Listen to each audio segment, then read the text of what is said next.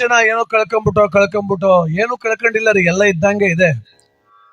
ಕಳ್ಕೊಂಡಿರೋದು ಇಷ್ಟೇ ತಾಳ್ಮೆ, ಕಳ್ಕೊಂಡಿರೋದು ನಂಬಿಕೆ. ಎಷ್ಟೋ ಕಡೆ ಆತ್ಮಹತ್ಯೆಗಳು ಜಾಸ್ತಿ. ಮದುವೆ 3 ತಿಂಗಳಿಗೆ ಸೂಸೈಡ್ ಮಾಡ್ಕೊಂಡ್ರು,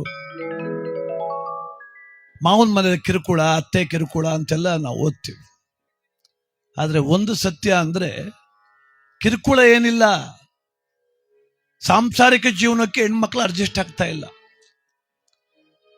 ನಾವು ಅನ್ಕೊಂಡಂಗಿಲ್ಲ, ಅಪ್ಪನ ಮನೆ ಹಂಗೆ ಗಂಡನ ಮನೆ ಇರೋದಿಲ್ಲ. ಇದು ಎಲ್ಲ ಹೆಣ್ಮಕ್ಳು ಗೊತ್ತಿರ್ಬೇಕಿದು. ಇಲ್ಲಿದ್ದ ಸ್ವೇಚ್ಛೆ, ಇಲ್ಲಿದ್ದ ಸ್ವಾತಂತ್ರ್ಯ, ಒಬ್ಳೆ ಮಗಳು ಸಾಕವ್ರೆ, ಅಲ್ಲಿ ಇರೋದಿಲ್ಲ. ಅದು ಗೊತ್ತಿರ್ಬೇಕದು.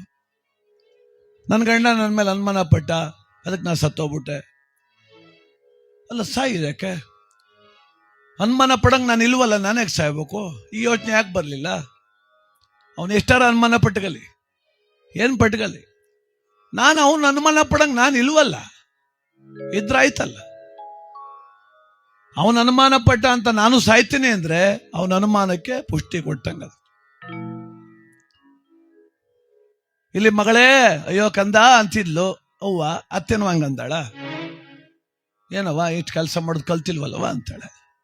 ಸಹಜ ಅದು, ಇದು ಸಹಜ. ಇದು ಎದುರಿಸ್ಲಿಕ್ಕೆ ಮಕ್ಕಳ ಮನಸ್ಸನ್ನ ದೃಢಗೊಳಿಸ್ಬೇಕ್ರಿ ನಾವು. ಮಕ್ಕಳ ಮನಸ್ಸನ್ನ ದೃಢಗೊಳಿಸೇ ಕಳಿಸ್ಬೇಕು. ಅದು ಯುವಕರಾಗ್ಲಿ, ಇವತ್ತಿನ ಯುವಕರು ಅಷ್ಟೇ ಹತಾಶ ಆಗ್ಬಿಟ್ರು, ಸತ್ತೋಗ್ಬಿಟ್ರು ಎಷ್ಟೋ ಜನ. ಅಲ್ಲೊಬ್ಬ ಮದ್ದೂರಲ್ಲಿ ಬಸ್ಸಿನ ಚಕ್ರಕ್ಕೆ ತಲೆ ಕೊಟ್ಬಿಟ್ಟ, ಮದುವಾಲಿಲ್ಲ ಅಂತ. ಎಷ್ಟು ವಯಸ್ಸು ಅಂತ ನೋಡಿದ್ರೆ 26 ವರ್ಷ, 26ಕ್ಕೆ ಆಗ್ಬೇಕಾಯ್ತಂತೆ.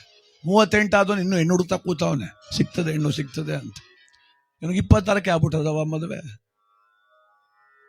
ಅವನಿಗಿಂತ 12 ವರ್ಷ ದೊಡ್ಡವನು ಹೆಣ್ಣು ಹುಡುಕ್ತಾವನೆ, ಇವನು ಇನ್ನೂ ಸಿಕ್ಕಿಲ್ಲ ಅಂತ ಸತ್ಯ ಹೋಗವನೆ. ಅಲ್ಲಿಗೆ ಮನಸ್ಸು ಹತಾಶ ಆಗ್ತಾ ಇದೆ, ಆತ್ಮಸ್ಥೈರ್ಯ ಕುಸಿತಾ ಇದೆ. ಎಲ್ಲವೂ ನಂದಾಗಬೇಕು ಅನ್ನೋ ಭಾವನೆ ಯಾಕ್ರಿ? ಈ ಸಮಾಜ ಎಲ್ಲರೂ ಹುಡುಕ್ತಾವ್ರೆ. ಇಡೀ ಗ್ರಾಮದಲ್ಲಿ ಈಗ ಪಣಕನಹಳ್ಳಿ ಗ್ರಾಮ ಮೆಂಬರ್ ಆಗಬೇಕು ಅಂತ 20 ಜನ ಕಾಲು ಕರ್ಕೊಂಡು ನಿಂತವ್ರೆ. 20 ಜನ ಹಾಕಾದದ, ಯಾರೋ ಒಂದು 3 ಜನ ಆಯ್ತಾರೆ, ಮಿಕ್ಕವ್ರು ಸತ ಬಿಡೋದ ನೆಣಕಂದು ನೆಕ್ಸ್ಟ್ ವರ್ಷಕ್ಕೆ ಗೆಲ್ತೀನಿ ಅಂತ ಕಾಯ್ಕ ಕೂತ್ಕೋಬೇಕಷ್ಟೆ. ಯಾವತ್ತೂ ಆತ್ಮವಿಶ್ವಾಸ ಕಳ್ಕೋಬಾರ್ದು. ತುಂಬ ಕಡೆ ಆತ್ಮಹತ್ಯೆಗಳು ನೋಡಿದಾಗ ತುಂಬ ನೋವಾಗುತ್ತೆ. ನಾವು ಅನ್ಕೊಂಡಂಗೆ ಜೀವನ ಸಿಗುತ್ತೆ ಅಂದ್ರೆ, ನಾವು ಅನ್ಕೊಂಡಂತೆ ಮನೆ, ನಾವು ಅನ್ಕೊಂಡಂತ ಅತ್ತೆ, ನಾವು ಅನ್ಕೊಂಡಂತ ಮಾವ, ನಾವು ಅನ್ಕೊಂಡಂತ ಗಂಡ, ಅಥವಾ ನಾವೆತ್ ಮಕ್ಕಳೇ ನಾವು ಅನ್ಕೊಂಡಂಗೆ ಆಗ್ತಿಲ್ಲ ಇಲ್ಲಿ. ಅದಕ್ಕೆ ಈ ಜಗತ್ತಲ್ಲಿ ನಿಜವಾದ ಬಾಳ್ವೆಯ ಸೂತ್ರ ಯಾವುದು ಗೊತ್ತಾ? ಅನುಸರಣೆ. ಅನುಸರಿಸ್ಕೊಂಡು ಹೋದ್ರೆ ಬಾಳ್ತೀರಿ. ಎಲ್ಲರೂ ತಪ್ಪು ಹುಡಿಕೊಂಡು ನಿಂತ್ಕೊಂಡ್ರೆ ಬರೀ ತಪ್ಪೇ ಕಾಣ್ತವೆ.